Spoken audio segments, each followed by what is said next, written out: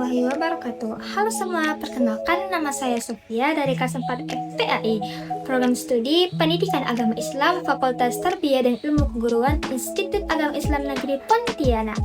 Nah, dalam video kali ini saya akan berbagi tentang sedikit pendidikan inklusif, mulai dari pengertian, tujuan, sejarah, manfaat hingga peran guru dalam mewujudkannya. Nah, menurut saya pribadi, topik ini sangat penting karena pendidikan inklusif itu bukan hanya menerima soal perbedaan, tetapi juga bagaimana kita menciptakan atau mengaplikasikan lingkungan belajar yang adil dan manusiawi bagi semua peserta didik. Oke, selanjutnya kita masuk kepada pembahasan yang pertama, yaitu pengertian pendidikan inklusif. Nah, menurut buku Panduan Pelaksanaan Pendidikan Inklusif karya Nur Fadila dan kawan-kawan pada tahun 2022 menyatakan bahwa pendidikan inklusif itu adalah sistem penyelenggaraan pendidikan yang memberikan kesempatan kepada semua peserta didik, termasuk yang memiliki kelainan, kebutuhan khusus, maupun bakat istimewa untuk belajar bersama di lingkungan yang sama. Nah, saya melihat pendidikan inklusif ini sebagai wujud nyata dari nilai keadilan dalam berpendidikan. Nah, kadang kita ini berpikir adil itu memperlakukan semua siswa dengan cara yang sama. Padahal yang benar adalah kita ini memberikan setiap anak ini dukungan atau kesempatan sesuai dengan kebutuhannya.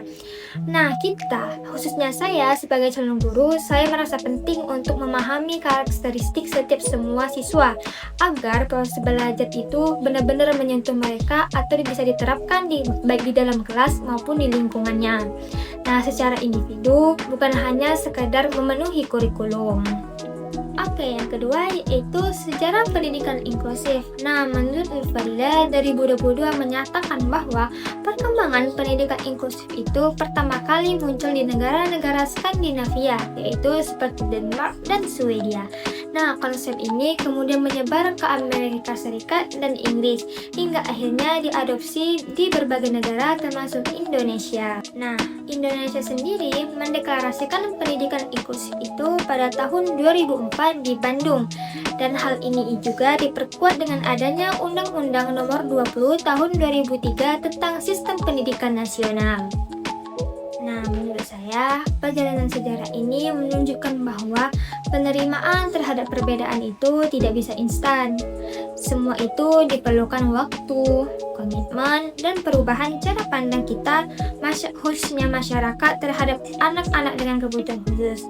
Nah, saya merasa bangga sebagai warga Indonesia karena Indonesia saat ini sudah mulai mengarah ke sana, sudah mulai menerapkan pendidikan inklusif. Meskipun masih banyak hal yang perlu dibenahi, terutama dalam kesiapan guru dan fasilitas sekolah. Oke, yang ketiga yaitu tujuan dari pendidikan inklusif. Nah, menurut buku Panduan Pelaksanaan Pendidikan Inklusif karya Nur Fadila dan kawan-kawan pada tahun 2022, ada dua tujuan utama pendidikan inklusif. Yang pertama, yaitu memberikan kesempatan yang seluas-luasnya kepada semua anak agar mendapatkan pendidikan yang bermutu sesuai dengan kemampuan dan kebutuhannya. Adapun yang kedua, yaitu pendidikan inklusif ini juga bertujuan mewujudkan lingkungan belajar yang menghargai keberagaman dan menolak diskriminasi. Nah, dari kedua tujuan tersebut, dapat saya sedikit simpulkan bahwa tujuan ini mencerminkan nilai-nilai Islam tentang keadilan dan kasih sayang, di mana semua anak itu berhak mendapat ilmu tanpa harus dipisahkan oleh keterbatasan mereka.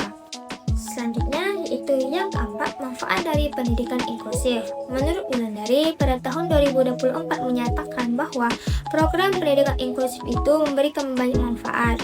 Seperti yang pertama, anak berkebutuhan khusus itu bisa berinteraksi dan berkomunikasi dengan teman-temannya. Nah, yang kedua, anak ini menjadi lebih percaya diri.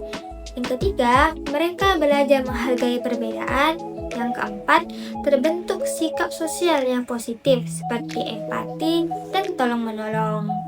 Nah, manfaat terbesar dari pendidikan inklusif ini bukan hanya dirasakan oleh anak berkebutuhan khusus saja, tetapi juga oleh siswa-siswa reguler, karena mereka ini belajar nilai-nilai kemanusiaan yang tidak akan ditemukan di buku pelajaran seperti biasanya.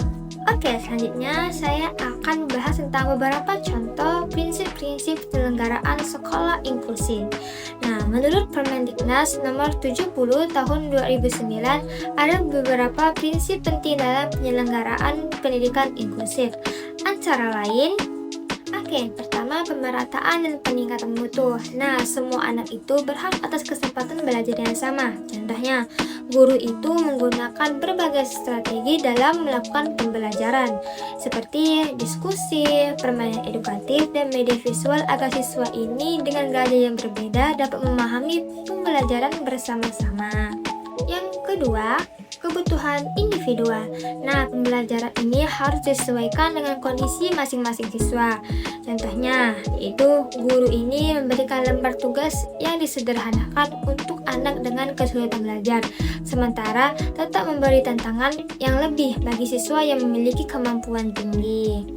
Yang ketiga, kebermaknaan. Nah, lingkungan belajar itu harus ramah dan aman bagi semua anak. Contohnya, guru ini memberikan atau menumbuhkan sikap empati dengan mengadakan kegiatan kerja kelompok yang melibatkan semua siswa tanpa memandang perbedaan fisik maupun kemampuan. Yang keempat, keberlanjutan. Nah, layanan inklusif ini harus diterapkan di semua jenjang pendidikan. Contohnya, sekolah dasar. Nah, sekolah dasar ini memberikan laporan perkembangan anak berkebutuhan khusus kepada sekolah menengah agar dukungan pembelajaran ini tetap berlanjut. Nah, yang kelima, yaitu keterlibatan. Nah, semua pihak itu, baik dari pihak guru, orang tua, dan masyarakat ini harus bekerja sama. Contohnya, sekolah itu mengadakan pertemuan rutin antara guru dan orang tua untuk membahas kemajuan anak serta menyesuaikan strategi pembelajaran di rumah dan di sekolah. Selanjutnya yaitu kita akan bahas tentang konsep model inklusif terpadu dan konsep model inklusif kolaboratif. Nah, menurut buku Pendidikan Inklusif, konsep, implementasi, dan tujuan karya Vitanza dan kawan-kawan pada tahun 2022 menyatakan bahwa model konsep inklusif terpadu itu berarti menggabungkan berbagai aspek pendidikan agar semua anak ini mendapat akses belajar yang sama. Nah, sedangkan model kolaboratif itu menekankan kerjasama antara guru, orang tua, tenaga ahli, dan masyarakat. Nah, menurut saya pribadi, kolaborasi ini merupakan adalah kunci utama karena guru itu tidak bisa bekerja sendirian menghadapi keragaman siswa. Butuh dukungan dari semua pihak agar setiap anak ini bisa berkembang secara optimal, baik dari itu orang tua, tenaga ahli. Selanjutnya itu kita akan bahas tentang peran guru reguler dan guru pendukung. Nah, menurut Amala dan Kalsum pada tahun 2021 menyatakan bahwa peran guru reguler itu mencakup segala bentuk keterlibatan guru dalam mengajar dan mendidik siswa untuk mencapai tujuan pembelajaran. Nah, peran guru juga dapat mengacu pada tanggung jawabnya yang tercermin dalam definisi di atas, misalnya bimbingan, penilaian, pengajaran, dan pendidikan. Guru kelas sebagai seorang guru pendukung dan juga memberikan suatu bimbingan dan konseling atau seorang konsultan juga yang dimana bekerja sama dengan kepala sekolah dan orang tua untuk membantu menyelesaikan permasalahan siswa apabila permasalahan yang dihadapi oleh peserta didik ini bersifat serius dan memerlukan kerjasama antara pihak lain.